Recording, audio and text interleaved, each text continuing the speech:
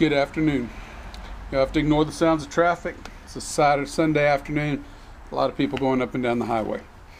Today I will be trying for you guys Glenlivet 15. This is a sampler bottle and it come to me via a friend. I have had Glenlivet 12. I have never had the Glenlivet 15. So this will be a new one. And to me Glenlivet 12 is like a standard. I like Glenlivet 12. It's a very good drink to get wherever you. It's a very good drink that it's available and it's going to bring you the same flavor profile, the same nothing new, nothing unexpected. It doesn't vary from batch to batch, bottle to bottle very much. That's what I like about Glenlivet 12. It's palatable. It's not bad. It's not the greatest, but it is a solid, good beginners to consistent Scotch. And I like that about Glenlivet 12. So, Glenlivet 15, and I want to try some Marzipan. I finally found some. It is got a 12% almond paste with 12% chocolate. I don't know if that's average for Marzipan or not, but that's what it says. So, without further ado, this will have no notes on. I have no familiarity with this outside of this. I've gone back to these stemmed Glencairns I've got, and I've had them for quite some time now. The first Glencairns are a type of Glencairn, tasting glass, whatever you want to call it, that I got. It's actually the glass itself is a little smaller than a standard Glencairn, but they make great, excellent taster glasses. Got them at a antique or used store, secondhand store. I found a pair of them. I think I paid $1 a piece for them, something like that. It is 40% alcohol by volume. It is probably colored. It is probably chill filtered, as the little bottle doesn't have enough information on it to say so. And it's a common. It's very viscous. I mean, beads form and fall pretty quick, but it's still a solid coating on the glass.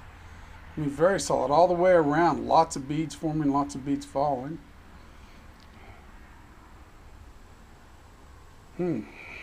Fruity. Slightly fruity. It is a medium dark amber. Oh.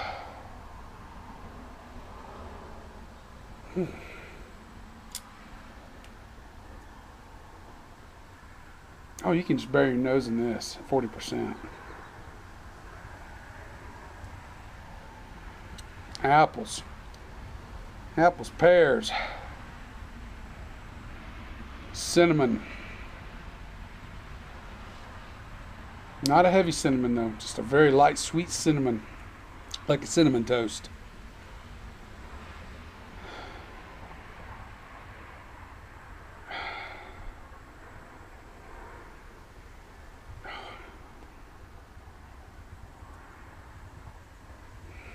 Very fruity.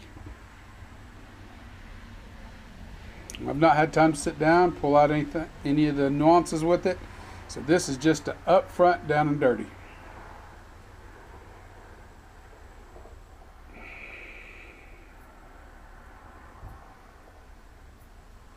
It's got a very good odor. Very good odor. But it's mainly fruity. The pears and the apples I get straight up. I can't tell you if it's a mixture of, if it's just bourbon casks or if it has a mixture of bourbon and sherry. So it really doesn't allude to it either way on this little bottle. Smell.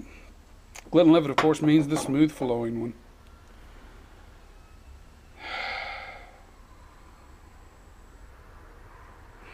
Let's get into it. That's my main 3 things you're going to get up front, that I get up front on this.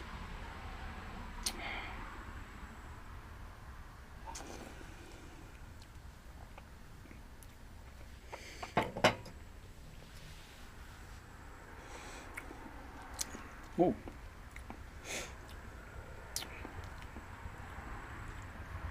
More pear now.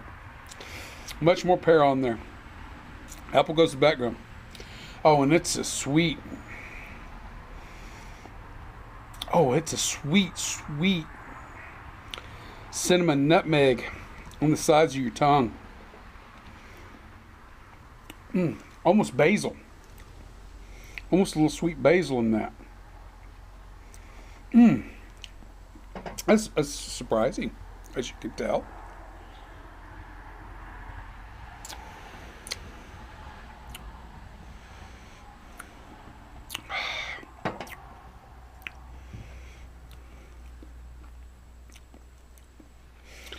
It has a little nuttiness too.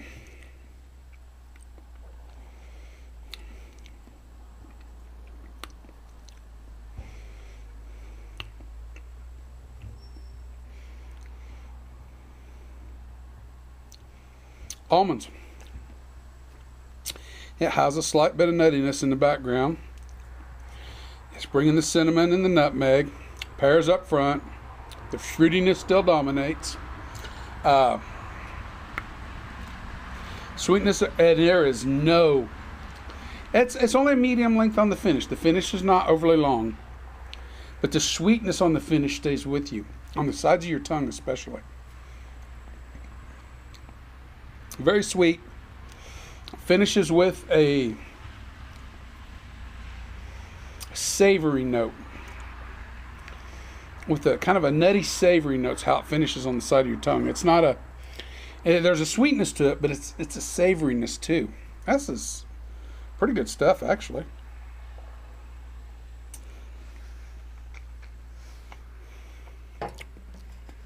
They're running a tractor across the street. It's good stuff. Don't know how much a 750 is. I'm going to guess 15-year-old 750 for this is probably high 70s, low 80s range. I have not seen it, so I don't know. I've probably seen it, but I haven't paid attention to the price. I'll be honest. It's good stuff. It gets. I think you'd enjoy it if you like a sweet, nutty, savory, fruity dram. It kind of brings a little bit. The savoriness is in the finish. The fruitiness is up front. The nuttiness developing into the savoriness in the back palate.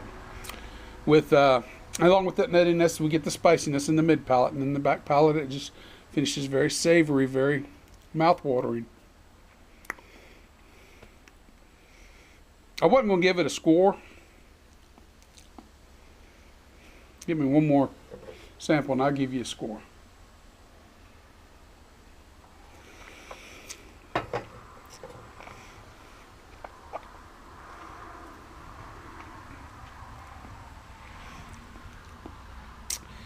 Better than your average bear. 87. 87 out of 100. And 87 is a buyable again. That's a buyable for me. I kind of really like that. As if you can't tell. All right. Cleanse the palate with a little water here.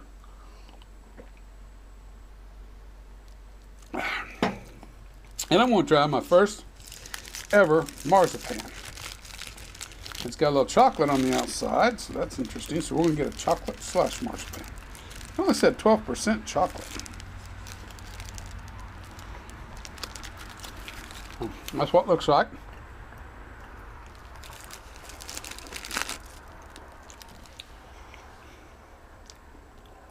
Oh.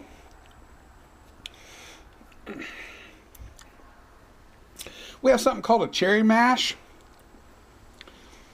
You take the cherry flavor out of it, bam. Same texture, same background flavor. Here in the States we call it cherry mash.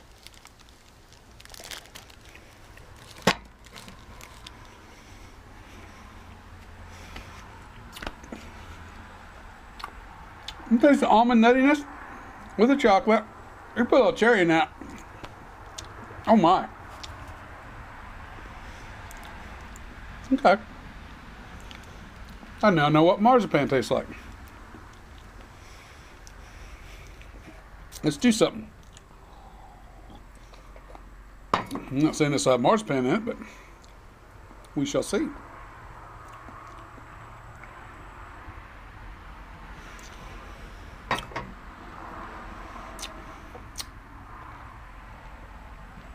No, not really. I scarce to say faintly maybe, but I'm not sure if it's just a marzipan left over. It's kind of dilute tricking it, so we're not going to go there with it. All right, my score for the Glenlivet 15, 87 out of 100. Remember, the spirit in your glass is not running from you. Take your time, sip it, and enjoy. You'll be better for it. And we have a very nice afternoon coming on. With that, I'll say goodbye.